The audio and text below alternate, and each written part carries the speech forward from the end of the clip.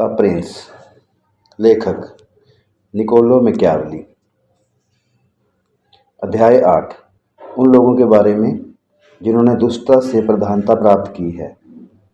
यद्यपि एक राजकुमार एक निजी स्टेशन से दो तरह से उड़ सकता है, जिनमें से किसी को भी पूरी तरह से भाग्य या प्रतिभा के लिए जिम्मेदार नहीं ठहराया जा सकता है, फिर भी यह मेरे लिए स्पष्ट है कि मुझे उन लोगों पर चुप नहीं रहना चाहिए।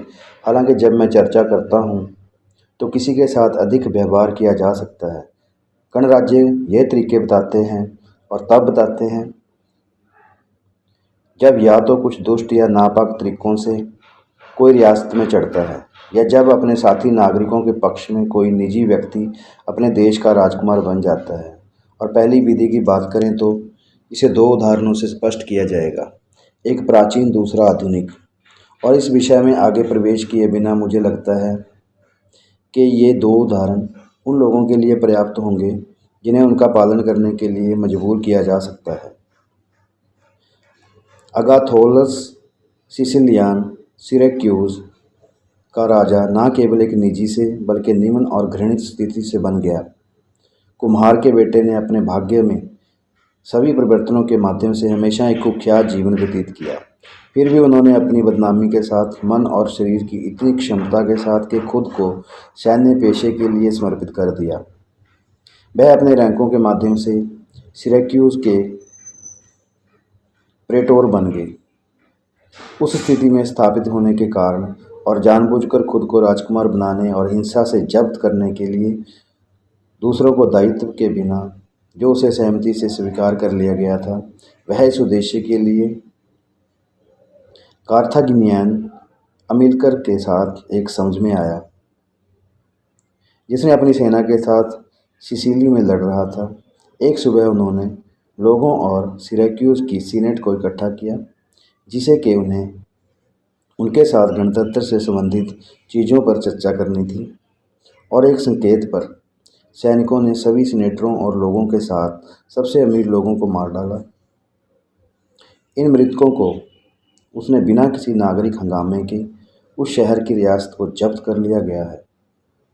और यद्यपि वह दो बार कार्थागिनियों द्वारा पराजित किया गया था और अंततः घेर लिया गया था, फिर भी वह न केवल अपने शहर की रक्षा करने में सक्षम था, बल्कि अपनी रक्षा के लिए अपने कुछ लोगों को छोड़कर अन्य लोगों के साथ उसने अफ्रीका पर हमला किया और थोड़े समय में घेराबंदी की।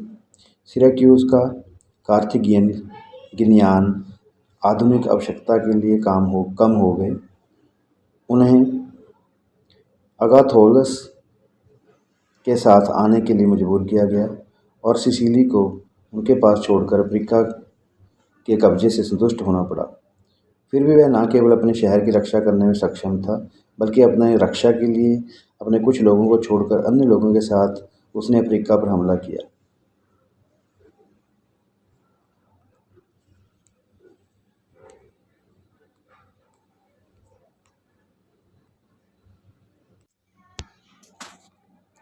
हमारे समय में सिकंदर छठे के शासन के दौरान ओलिब्रोटो दा फोर्मो कई साल पहले एक अनाथ छोड़ दिया गया था।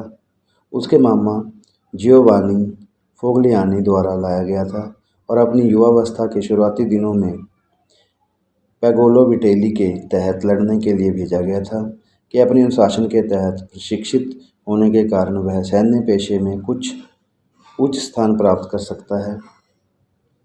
पागोलो की मृत्यु के बाद वह अपने भाई विटेलोजो के अधीन लड़े और बहुत ही कम समय में बुद्धि और जोरदार शरीर और दिमाग से संपन्न होने के कारण वह अपने पेशे में पहले व्यक्ति बन गए। लेकिन यह दूसरों के अधीन सेवा करने के लिए एक मामूली बात प्रतीत होती है। उन्होंने फर्मों के कुछ नागरिकों की सहायता से, जिन्हें उनके देश की दास्ता अपनी स्वतंत्रता से अधिक प्रिय थी, और विटलेक्सची की मदद से फर्मों को जब्त करने का संकल्प लिया। इसलिए उसने जियोवानी फोगलियानी को लिखा कि कई सालों से घर से दूर रहने के बाद वह उसके और उसके नगर का दौरा करना चाहता था और कुछ हद तक उसकी विरासत को देखना चाहता था। और यद्यपि उसने सम्मान के सब अलावा कुछ भी हासिल करने के लिए परिश्रम नहीं किया था, फिर भी ताकि नागरिक देखें कि उसने अपना समय व्यर्थ नहीं बताया था। वह सम्मानपूर्वक आना चाहता था। इसलिए उसके साथ 100 घुड़सवार, उसके मित्र और अनुचर होंगे। और उसने गियोवनी से यह व्यवस्था करने के लिए विनती की कि उसे फर्मियों द्वारा सम्मानपूर्वक प्राप्त किया जाना चाहिए। यह सब न केवल उसके सम्मान के लिए होगा, बल्कि समय जियोवानी के लिए भी होगा, जिसने उसे पाला था, उसके दोस्त और अनुचर। और उसने गियोवनी से यह व्यवस्था करने के लिए विनती की।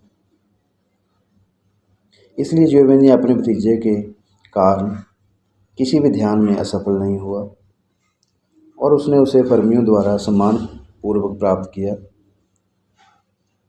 और उसने उसे अपने घर में रखा, जहाँ कुछ दिन बीतने के बाद और जो आवश्यक था उसे व्यवस्थित किया गया।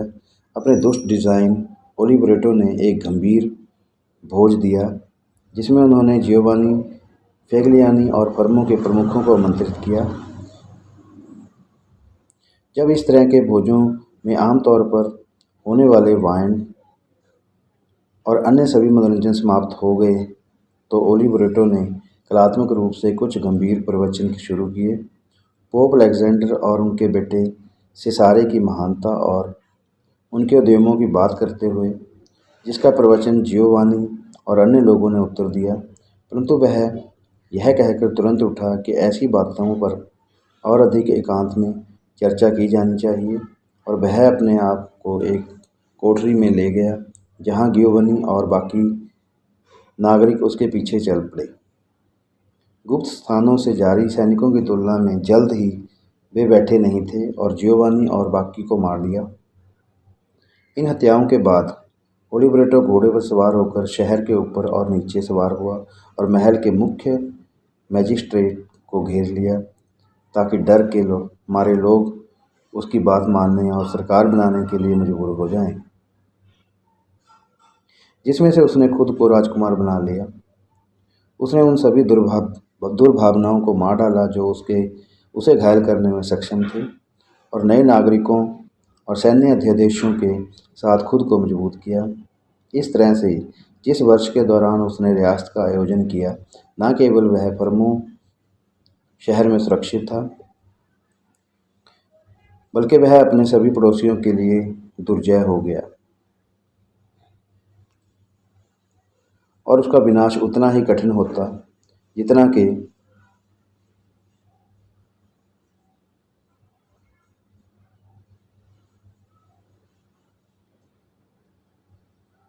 अगाथोल्स ने किया था। दूसरों का अनुसरण करने के लिए खुद को बनाए रखना असंभव है। इसलिए यह ध्यान दिया जाना चाहिए कि एक राज्य को जब्त करने में हड़पने वालों को उन सभी चोटों की बारीकी से जांच करनी चाहिए जो उसके लिए आवश्यक हैं, और उन सभी को एक ही झटके में करना चाहिए, ताकि उन्हें रोजाना दोहराना ना पड़े।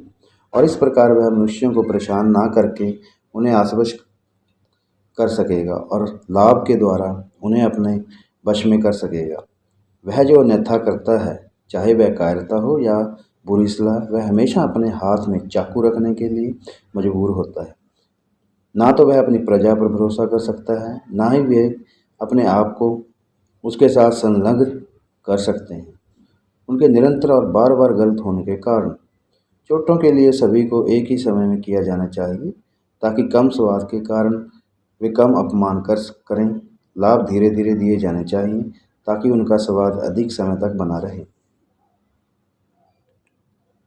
और सबसे बढ़कर एक राजकुमार को अपने लोगों के बीच इस तरह से रहना चाहिए कि कोई भी अप्रत्याशित परिस्थितियां, चाहे वह अच्छी हों या बुरी, उसे बदलने नहीं देंगी। क्योंकि यदि संकट के समय इसकी आवश्यकता पड़ती है, तो आप कठोर उपायों के लिए बहुत देर कर चुके हैं, और नम्र लोग तेरी सहायता ना करेंगे, क्योंकि वे तुझसे विवश समझे जाएंगे और उनके लिए कोई तुझ पर किसी का कर्तव्य ना होगा।